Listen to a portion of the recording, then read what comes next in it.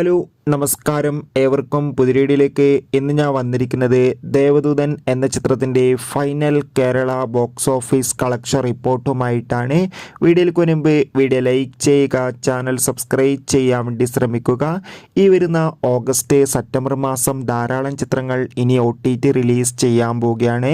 നമ്മുടെ ഈ ചാനൽ ഭാഗം പരിശോധിച്ചാൽ നിങ്ങൾക്ക് കാണാം, മോഹൻലാൽ, മുരളി എന്നൊക്കെ പ്രധാന കഥാപാത്രങ്ങളായി ജൂലൈ മാസം 26-ാം തീയതി തിയേറ്ററുകളിൽ റിലീസ് ചെയ്ത ചിത്രമായിരുന്നു ദേവദൂതൻ.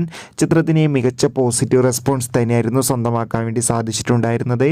അങ്ങനെ കാത്തിരിപ്പിനൊടുവിൽ ഇപ്പോൾ ഇതാ ദേവദൂതൻ എന്ന ചിത്രത്തിന് റിലീസിലൂടെ മാത്രമായി കേരളത്തിൽ നിന്ന് 4 കോടിക്കടുത്ത് കളക്ഷൻ നേടുക്കാൻ വേണ്ടി സാധിച്ചിട്ടുണ്ടായിരുന്നു.